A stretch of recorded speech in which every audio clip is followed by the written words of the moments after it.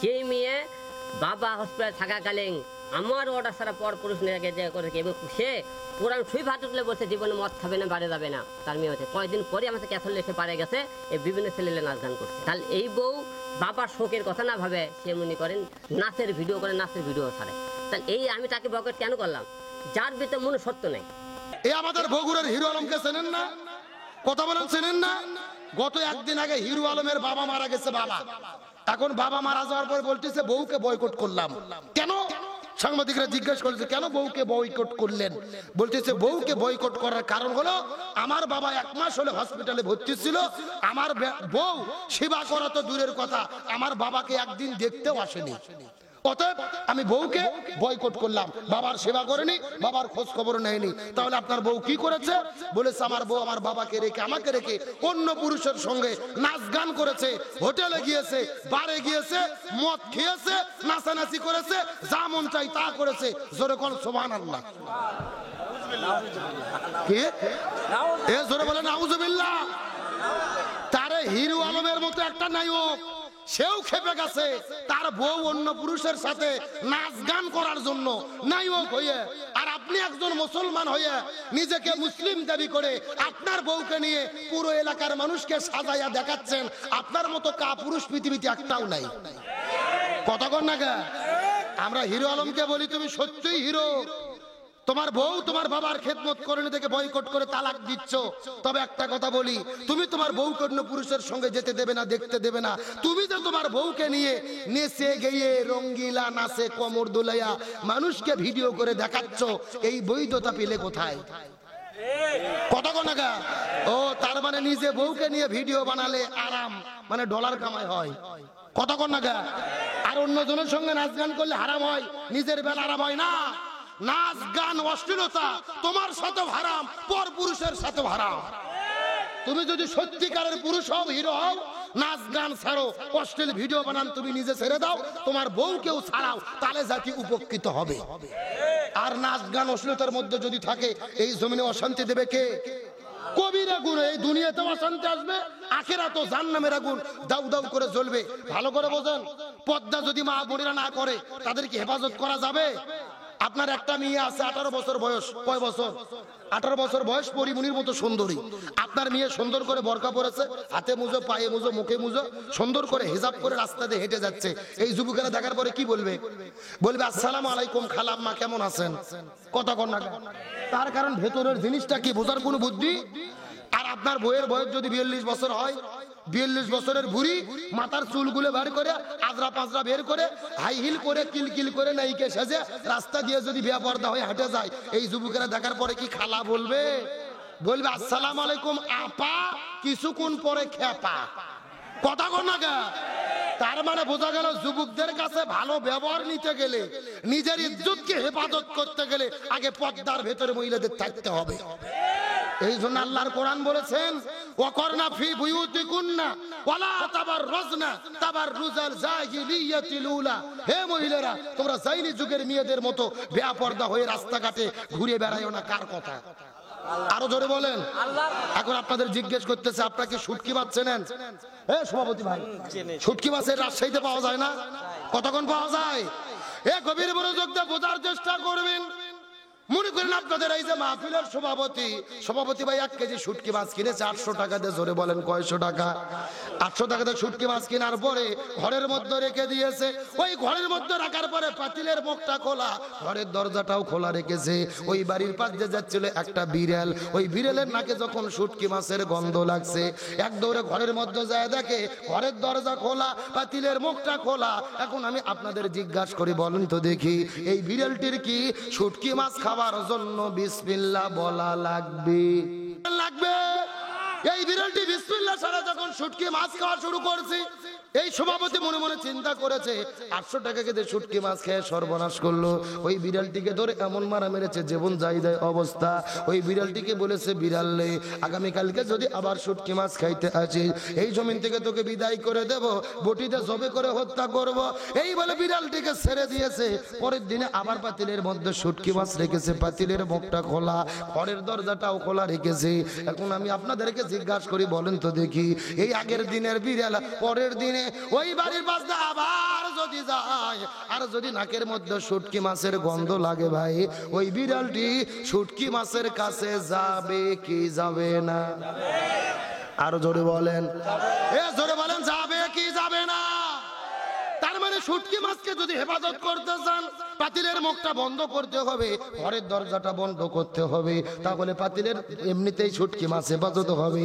একই রকম ভাবে আপনার আমার মা বোনদেরকে বেপরদা করে ছেড়ে দিয়ে যুবকদেরকে বলবেন ইফটিজিং এর আইন আছে, র্যাব আছে, পুলিশ আছে, জেল আছে, জুলুম আছে, কোনো লাভ হবে না। শুটকি মাছের পাতিল খোলা থাকলে বিড়াল যেই রকম দৌড়াই, ওই বেপরদা মহিলা দেখলে এই যুবক, এই জামানার যুবকেরাও একই রকম ভাবে দৌড়াবে। আরো জোরে বলেন। এই জন্য মহিলাদের হেফাজতের জন্য কি লাগবে? পর্দা। জোরে বলেন, কি লাগবে? পর্দা ছাড়া মা বোনদের চরিত্র হেফাজত হতে পারে? তাহলে চিৎকার করে বলেন তো, বেপরদা নারী যারা। এই কথা শুনে আমার নবীজির মনটা বড় খারাপ করলেন। জিবরাইলকে জিজ্ঞেস করে বলেন, হ্যাঁ ভাই জিবরাইল, 2 নম্বর কারা জাহান্নামের মধ্যে যাবে বলো তো দেখি। এমন সময় জিবরাইল ডাকতে বলে, ইয়া রাসূলুল্লাহ, 2 নম্বর হলো ওই প্রকার মেয়েগুলো যেই মহিলাগুলো স্বামীর খেদমত করে না, স্বামীর কথা মতো চলে না, স্বামীর ইচ্ছা মতো, স্বামীর হুকুম মতো জীবন পরিচালনা করে না, স্বামীর খেদমত করে না, এই মহিলাগুলো জাহান্নামে যাবে। তার মানে বোঝা গেল স্বামীর অবাধ্য স্ত্রী যারা জাহান্নামে যাবে। চিৎকার করে বলেন, বেপরদা নারী যারা, স্বামীর অবাধ্য স্ত্রী যারা। এই জন্য নবী বলেছেন মহিলাদের 4টা আমল করতে হবে। এই 4টা আমল করলে আল্লাহ তাআলা জান্নাতের দরজা খুলে দেবে। 1 নম্বর হলো নামাজ, 2 নম্বর হলো রোজা, 3 নম্বর স্বামীর খেদমত, 4 নম্বর পর্দা। 1 নম্বর নামাজ, 2 নম্বর রোজা, 3 নম্বর স্বামীর খেদমত, 4 নম্বর পর্দা। এই 4টা আমল করলে আল্লাহ তাআলা জান্নাতের দরজা খুলে দেবে। যেই দরজা পছন্দ ওই দরজা দিয়ে তারা জান্নাতে চলে যাবে।